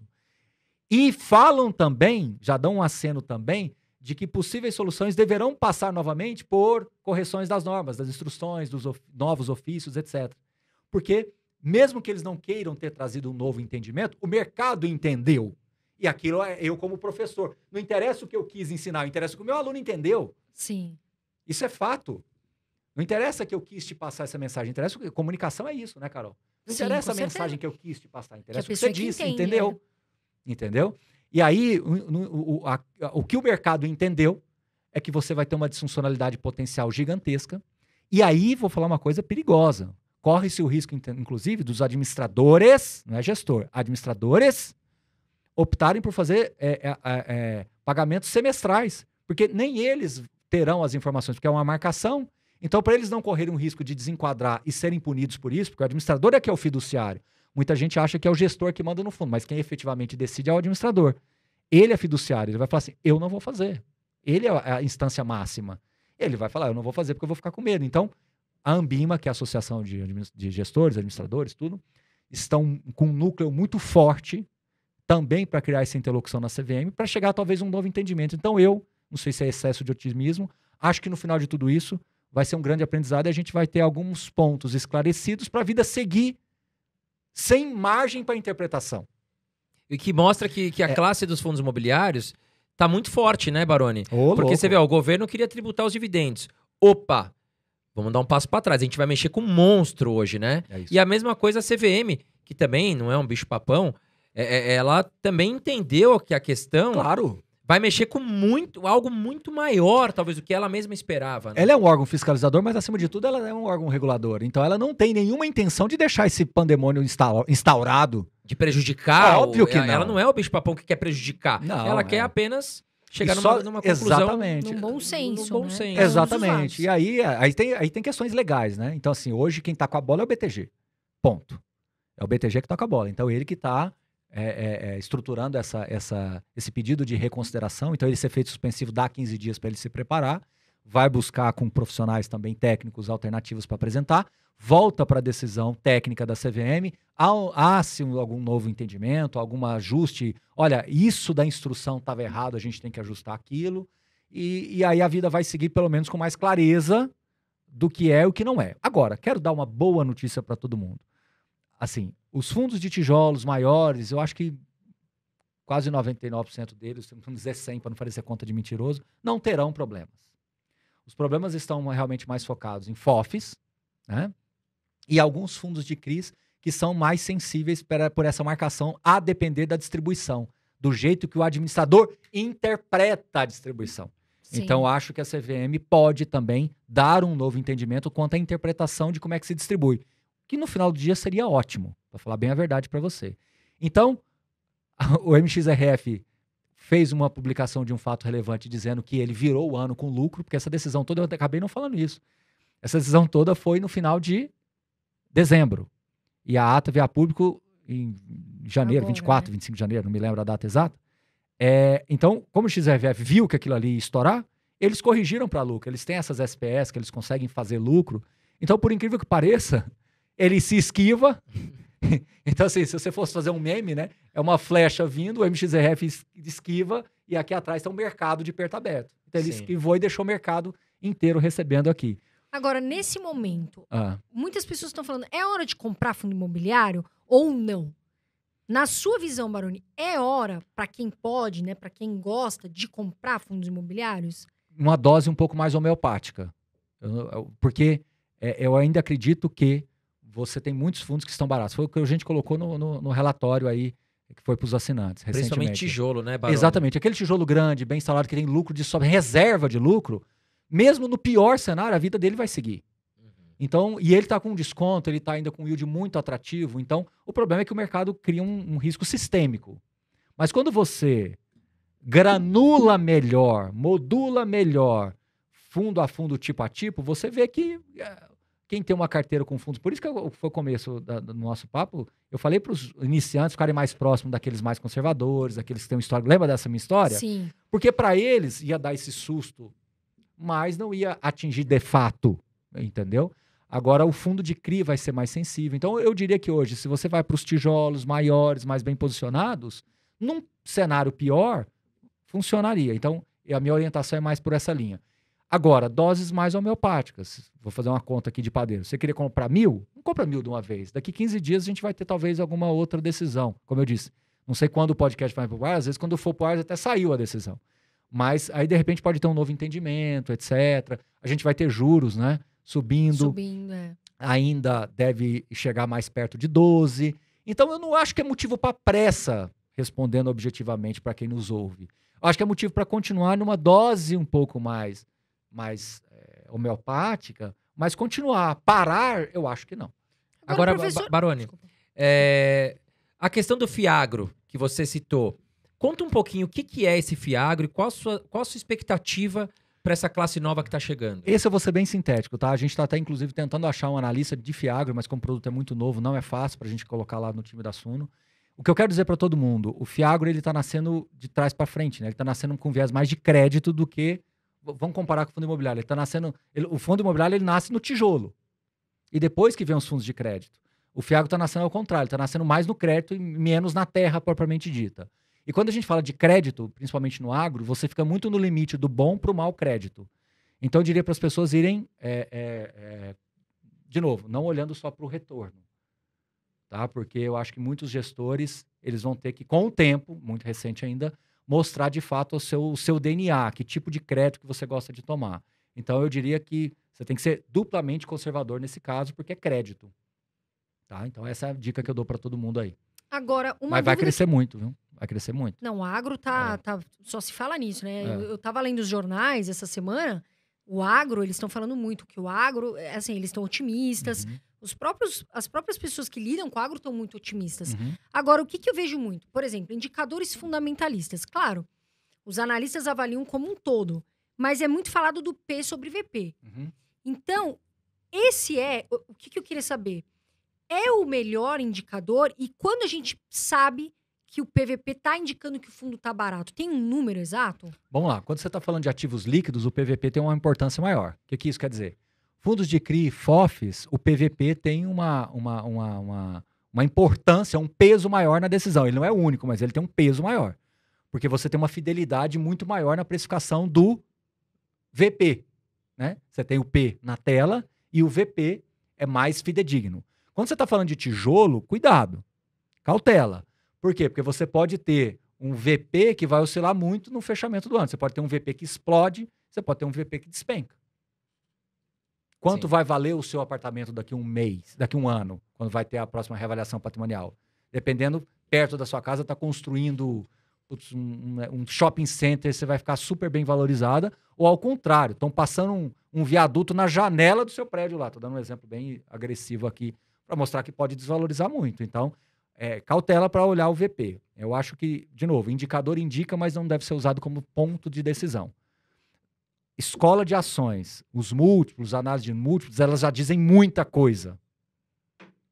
Em fundo imobiliário não é bem assim. Um bom papo, uma boa conversa profunda com o gestor, para mim, diz muito mais do que qualquer tipo de indicador. Muito mais.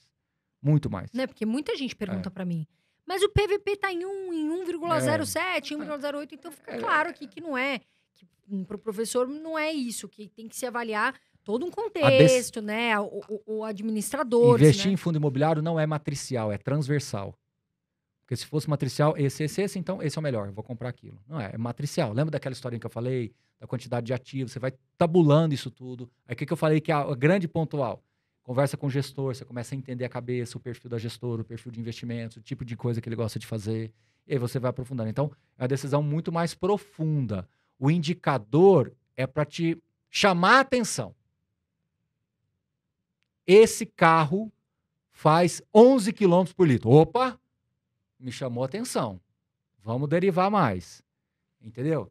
Esse você carro... vai estudando, Aí, aprofundando cada vez aí mais. você vai aprofundando. Então, o indicador, ele dá esse ponto de partida.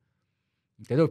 Foi a nossa história. Tem gente que olha o yield, que é outro indicador. Sim. Tem gente que olha só o PVP, o cara olha lá, tá 0,80, pô, tá bom. super barato. Bom. Mas é um bom fundo, tem bons ativos, são bem localizados, Não. a vacância é interessante. Agora eu vou colocar uma coisa na minhoca na cabeça das pessoas. Tem fundo, por exemplo, que historicamente ele negocia com ágio. Então, e é excelente. O IRDM. O IRDM é um deles, por exemplo. A HGLG é outro deles. Então, aí o que acontece o problema? Você fica esperando, e a coisa não chega, não vira. E tem outros que negociam historicamente com deságio, porque a percepção de valor é sempre inferior. Ou seja, eu sempre vou querer comprá-lo com desconto, porque a percepção de valor dele é menor. Então, veja, Carol, por isso que é fantástico, não é uma ciência puramente exata. Sim. Então, se você não derivar mais, se você não realmente descer um pouco mais na análise, você vai ficar sempre nessa superficialidade, e aí é onde o iniciante vai ficar sempre iniciante. E aí ele vai ficar mais sensível. Pode olhar. As pessoas acabam ficando mais sensíveis a todos os acontecimentos no fundo dela. Qualquer movimento do fundo dela é motivo de preocupação. Sim. Justamente por quê? Porque a análise foi rasa. Aí a insegurança aumenta. Sim. Baroni, uma dúvida que eu tenho. Sim. A taxa Selic deve chegar agora a 10,75% e a perspectiva do mercado é que a gente feche o ano em 11,5%. Certo. Ou seja, muitos investidores, principalmente iniciantes, começaram a voltar os olhos para a renda fixa. E, ao mesmo tempo, a gente vê muitos influenciadores falando, opa, peraí, mas você está falando de uma Selic a 11,5%? Olha quantos fundos imobiliários estão te pagando aqui 16%, 17% ao ano. Quanto mais sobe a Selic, esses fundos, principalmente de papel, eles vão também aumentar o yield? Ou não tem nada a ver? E sobre essa comparação de renda fixa com fundos imobiliários, qual a sua visão sobre isso? Vamos lá, mais uma hora aí, hein? Mais uma hora. Vai anotando, vai pondo na conta aí, hein? Vai pondo na conta. Olha só, a primeira coisa que eu queria dizer, que é muito importante, o comportamento de um fundo de CRI, ele é basicamente inflação e juros. Então, um fundo de CRI, a maioria deles é IPCA mais alguma coisa, inflação mais alguma coisa, e ele é CDI mais alguma coisa. Hoje, o cenário hoje, pode mudar daqui 6 meses, 1 ano, mas o cenário hoje é de um CDI médio perto de 12 e de uma inflação perto de 8, 7, 8, né? Então, se você tem um fundo de crédito que é inflação mais 7, inflação mais 8, nós estamos falando dos 16 que você disse.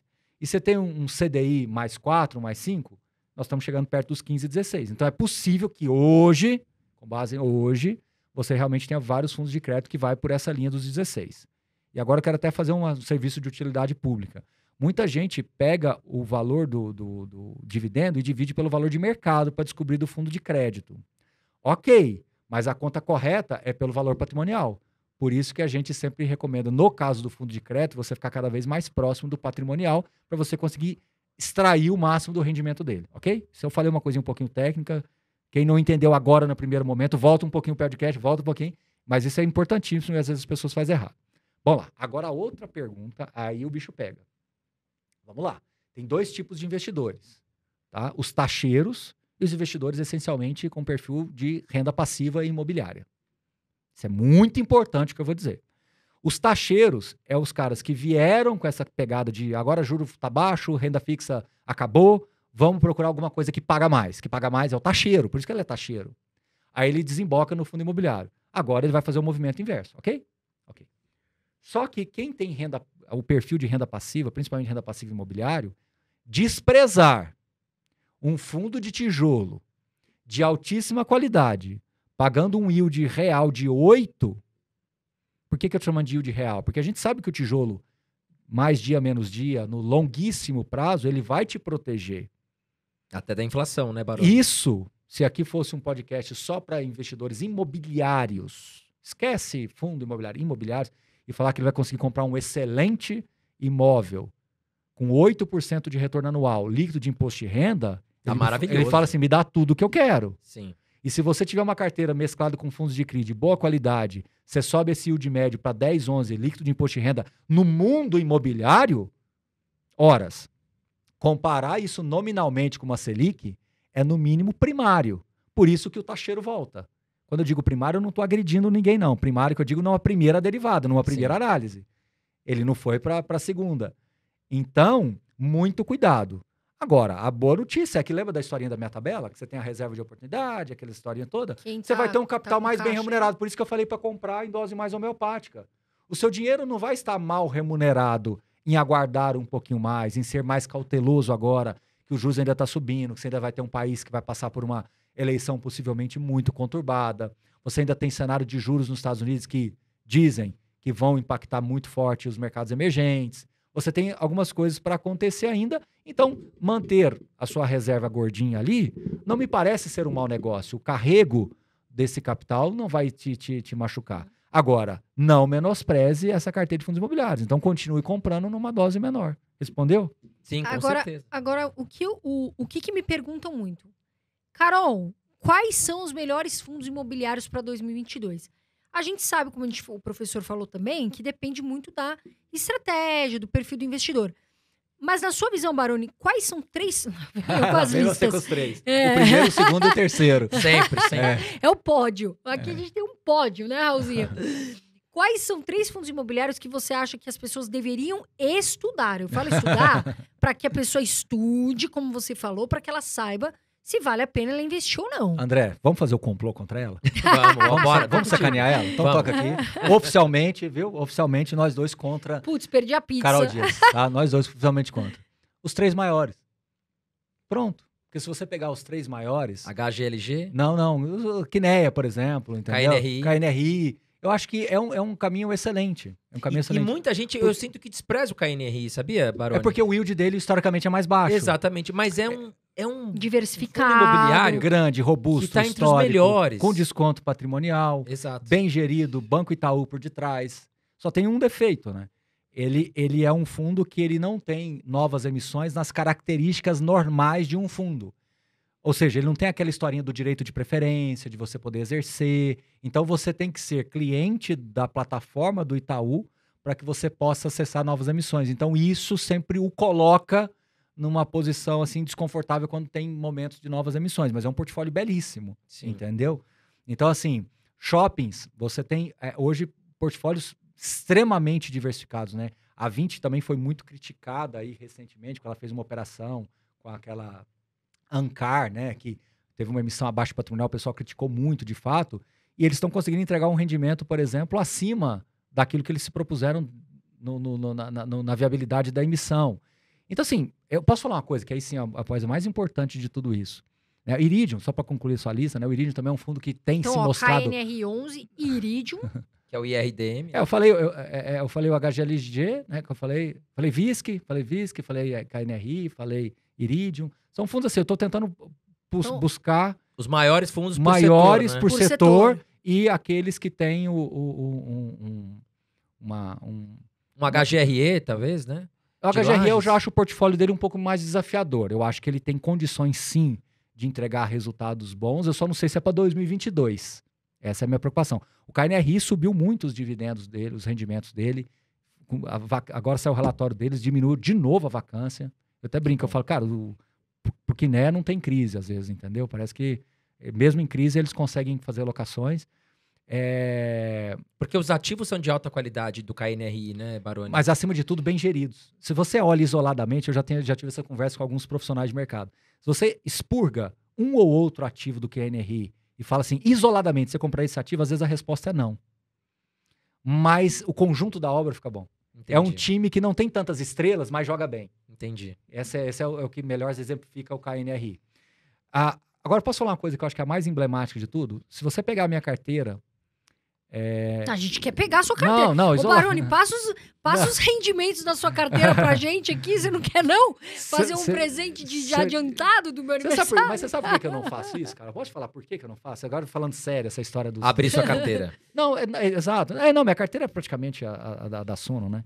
Mas o que eu quero dizer é o seguinte, assim, é muito importante isso, falar para as pessoas. Às vezes, quando a gente, na posição que a gente está, de saber que influencia as pessoas, eu prefiro ser lembrado de influenciar para que você estude, vá atrás e entenda. Comece também, porque né? do lado de lá, se eu falo assim, gente, esse fundo não pode ficar fora da sua carteira em 2022, explode de audiência, de não sei mais o que, etc, etc. Mas o que efetivamente eu levei de fato para essa pessoa? Eu levei uma dica, eu levei um atalho, e não é isso como professor que eu quero, entendeu? Você quer ensinar o cara a pescar, não entregar o peixe na mão. Eu quero colocar provocação na cabeça dele. Eu quero procurar, eu quero colocar... Ele tem que se desafiar, porque aí ele estuda, né? A dúvida. Esse cara vai me seguir para sempre. Esse cara, quando o mercado cair, por exemplo, eu falo que o melhor fundo para comprar é o Iridium. Dá uma pane no Iridium. A culpa é sua. A culpa é minha. E mais do que isso, eu construo uma comunidade de haters.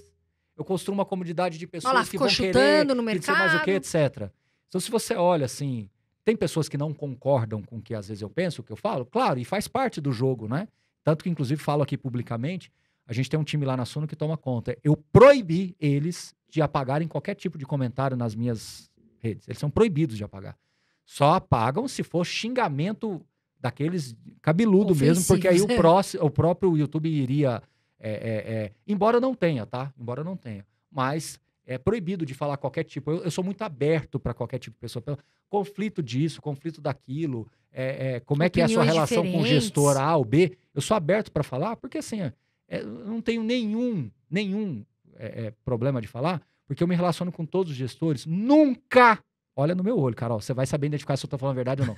Nunca aconteceu uma conversa torta com o gestor de dinheiro para falar bem, dinheiro para falar mal, dinheiro para tirar a minha... Mas já chegou alguma proposta para você, Baroni? Não, já chegou.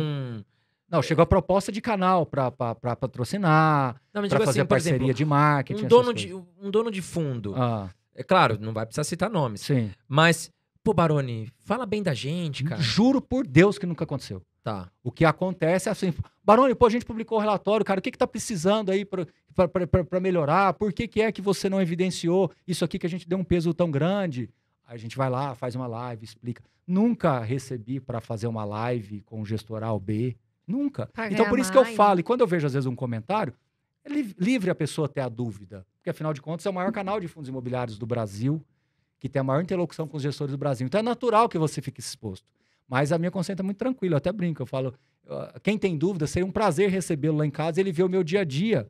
O tanto que é, às vezes, brigando com o gestor. Às vezes eu sou gentil na hora da live, porque eu preciso ser gentil. Claro. Mas eu já tive conversas duras com os gestores. Falo, meu amigo, você tem que colocar isso no relatório, porque está estourando em mim. Eu falo muito isso. Isso estoura em mim. Você não coloca, às vezes é um fundo recomendado, alguma coisa, isso estoura em mim. E eu, como é que eu vou ficar falando para as pessoas A, B ou C? Eu vou tirar da minha cabeça? Entendeu? Sim. Então isso nunca aconteceu uma proposta nesse nível, entendeu? E eu sou muito tranquilo. Você tá olhando no meu olho, você vai saber identificar se eu estou falando verdade ou não. Sim, entendeu? Com certeza. Porque todo mundo pode ter opiniões diferentes. E de uma maneira organizada, cada um não é impor a sua opinião, mas é expor de uma forma tranquila e que todo mundo possa tentar, Eu vou falar uma coisa extremamente ousada aqui. E inesperada, tá? Ousada e inesperada. Você sabe uma coisa que eu brinco muito, mas sou voto vencido. Já adianto para os nossos assinantes, isso não vai acontecer. Mas uma coisa que eu já brinquei. Eu falo, o meu sonho é tirar a carteira recomendada da Suno como se fosse um erro de sistema. É brincadeira. É para efeito didático. Para que as pessoas vão estudar. Eu vou tirar a rodinha e eles vão andar. Sim. O meu assinante, eu treino o meu assinante para não depender de mim. O meu padrinho é médico, já aposentado. E ele fala assim que o médico ele tem que pedir um exame para confirmar o que ele já sabe. E eu falo que o cara que assina Suno, ele tem que confirmar e ler o que eu escrevo, tem que ler o que eu escrevo para confirmar o que ele já sabe. Eu treino o meu assinante para isso. Eu treino o meu assinante para não depender de mim. Eu quero que amanhã ele reconheça esse trabalho, mas não como dependência. Então, Carol, respondendo para você, por que eu tenho dificuldade de falar do Suno? Porque eu não quero que ele dependa do que o Baroni vai falar amanhã, de qual é o melhor fundo.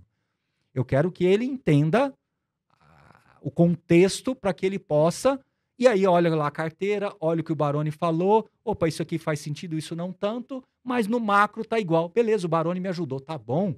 Eu não quero ser o guru, o cara que fala o caminho de como ganhar mais dinheiro em 2022, porque isso você abre um precedente gravíssimo.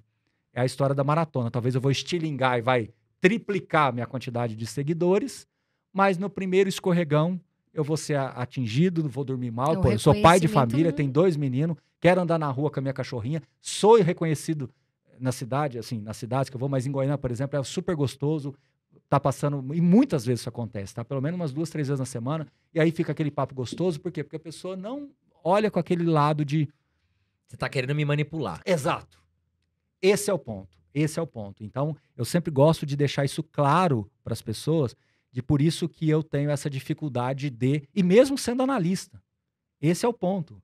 Eu tenho a credencial para fazê-lo e não faço. É aquele tal negócio. Eu tenho... É bem o estilo professor, né, Exato. Baroni? Por isso que é a sua primeira pergunta de E é verdade isso aqui que o Baroni tá falando, porque assim, uma vez eu quis tirar uma dúvida sobre a minha carteira pessoal com o Baroni, e ele me ligou e falou, posso te ligar, André? Eu falei, pode.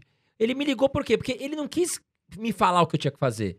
Ele quis me questionar o que eu queria para que eu entendesse como um professor mesmo. Então, o que ele fala aqui é verdade. Ele queria que eu entendesse onde eu queria chegar, para que aí eu enxergasse a visão que eu queria chegar. Pra você decidir, Exato, para eu decidir. Agora, Baroni, nós temos um quadro aqui, Uhum. que é o ping-pong. Ah, é é? um quadro que a gente coloca o Confesso que eu não convidado... sabia, agora pegou de surpresa. A gente vai lá. coloca o convidado na parede. Vai lá. E o convidado, assim, a gente vai perguntar: São Paulo ou Corinthians? Você tem que falar. Tem que falar alguma Ou coisa. São Paulo Palmeiras, ou Corinthians? porque aqui no caso, Aham. Palmeiras está aí, né, pessoal? Poxa, Palmeiras Mas- ou Corinthians, você tem que falar Palmeiras ou Corinthians. Tá bom. E quem apresenta o quadro é a Carol. E esse quadro é patrocinado pela nossa patrocinadora, que é a Toro Investimentos, que é a corretora aqui no Ó o Brasil. tourinho roxo Que eu ali. invisto, a Carol investe, a gente gosta bastante. Tem taxa zero para fundos imobiliários, inclusive ações também. E além Cashback. de outros benefícios e vários produtos de renda fixa muito interessantes. E cashback, investiu no fundo, vai ganhar o cashback lá de uma parte do fundo da taxa de administração, volta para o seu bolso em dinheiro na conta corrente. Agora sim, aqui não tem como fugir, Momento Baroni. ping-pong. Aqui, professor, a Momento gente vai touro. buscar o peixe. Vai lá, vai lá. Vai lá. Vamos lá aqui, ó. Assunto, fiz. Qual o melhor, HGLG11 ou XPLG11? HGLG11. XPML11 ou VISC11? Acho que VISC 11. DEVA 11 ou HCTR 11? HCTR 11. MXRF 11 ou TORD 11? MXRF 11. FII de papel ou FII de tijolo? Fio de tijolo. BCFF 11 ou HFOF 11? BCFF 11. Carteira apenas de FIIs ou diversificada? Apenas de FIIs. Ai, gente, muito legal esse papo com o professor Baroni, esclareceu várias dúvidas, né? Trouxe aí tranquilidade para os investidores, para terem cuidado. Lembra, gente, dá para investir, começa, não é para milionário, eu sempre falo isso aqui, porque a gente quer que vocês cresçam, que vocês comecem, deem o primeiro passo. Poxa, Carol, tenho R$100, tenho R$200, comece que o seu futuro vai ser diferente, mas tem que começar a investir, isso é o mais importante. Professor, queria agradecer a sua presença aqui, todas as dúvidas que você tirou, todo o seu tempo de sabedoria, né? Todo o seu tempo também hábil. E agradecer, foi um bate-papo muito, muito produtivo para nós. Obrigado, parabéns aí pelo trabalho que vocês estão fazendo. E é isso, eu tenho um ditado comigo que é sempre um dia de cada vez. Eu acho que em fundo imobiliário é assim, nesses momentos às vezes um pouco mais acalorados, um dia de cada vez é a melhor estratégia. E para o investidor que está lá realmente nos acompanhando, ele tem que enxergar isso como o passeio no parque. É ele contra ele mesmo. Se ele conseguir romper esses desafios, estudando, entendendo melhor os produtos, ele vai conseguir avançar bem e vai conseguir montar sua carteira previdenciária, que vai caber dentro do bolso dele, caber dentro da estrutura familiar dele e seguir a vida. E conte conosco aqui com o que precisar, tá bom? Aliás, antes de mais nada, já dá o seu like no vídeo, meu amor, porque a gente sabe que vocês aqui, isso aqui é pra vocês e se inscreve também, né, André? Pra ficar por dentro. Se inscreva no canal e eu também quero deixar meu agradecimento aqui ao professor Baroni. Eu sou seu fã, Baroni, você sabe disso. Eu já falei várias vezes aqui, até nos meus stories lá, siga o Baroni, que ele é o cara de fundos imobiliários. Não sou eu nem a Carol. Especialista é especialista, que é o professor Baroni. Tá certo? Então, vamos deixar aqui as redes sociais aqui embaixo, Baroni. E, inclusive, como é que o pessoal te acha nas suas redes? Então, tão simples quanto isso, professor Baroni. Professor Baroni, tá tanto no simples. Instagram quanto no YouTube, né? Baroni com I, professor Baroni. E não é prof, às vezes o pessoal procura prof, professor mesmo. Que legal, gente. Bom, encerramos mais um podcast aqui, né, Carol? Obrigado pela sua presença, obrigado pela sua participação. Deixe perguntas aqui que nós vamos responder pra você, tá certo? Bom, um grande abraço, meu amigo. Fique com Deus. Voa Brasil, e obrigado pessoal! pela sua participação. Um beijão, obrigada. Valeu, tchau, tchau. Obrigado.